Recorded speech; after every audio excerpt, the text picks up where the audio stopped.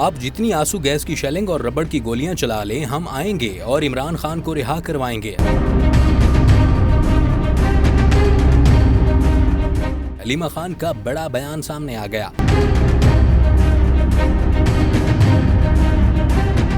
عمران خان کو اگر جیل سے نکالنا ہے تو پرامن احتجاج جاری رکھنا ہوگا۔ اڈیالہ جیل کے باہر صحافیوں سے بات چیت میں انہوں نے کہا کہ عمران خان کو اگر جیل سے نکالنا ہے اور اس فسطائیت کو ختم کرنا ہے تو پرامن احتجاج جاری رکھنا ہوگا۔ اگر ہم پرامن احتجاج نہیں کریں گے تو وہ عمران خان کو باہر آنے کی بجائے کل حکومت ملٹری ٹرائل میں بھی ڈال سکتی ہے۔ انہوں نے کہا کہ پنڈی کے لوگ اپنی آزادی اور عدلیہ کی آزادی کے لیے پرامن احتجاج کے لیے نکلے تھے، ہم بھی ان کے ساتھ شامل تھے۔ ہم گواہی دے سکتے ہیں کہ ہمارے سامنے پولیس نہیں تھی، کالے کپڑوں میں کوئی اسپیشل یونٹ تھا، وہ بندوق اٹھا کر لوگوں پر ربڑ کی گولیاں سیدھی برسا رہے تھے۔ علی امین کا بہت بڑا قافلہ برہان تک پہنچا تھا، ان پر فائرنگ کی گئی۔ حکومت والے خوف زدہ ہیں کہ لوگ اپنا ووٹ کا حق واپس مانگ رہے ہیں۔ ان کا کہنا تھا کہ بانی پی ٹی آئی نے کہا کہ احتجاج کبھی روکا نہیں جاتا، پرسوں کے احتجاج کو بھی نہیں رکنا چاہیے تھا۔ حلیمہ خان نے کہا کہ اب جو احتجاج ہوگا وہ نہیں رکے گا، ہمارا احتجاج جاری رہے گا۔ ہمیں عمران خان باہر چاہیے، ہمیں عدلیہ آزاد چاہیے، اس کے سوا عمران خان اور قیدیوں کو باہر نکالنے کا کوئی طریقہ نہیں۔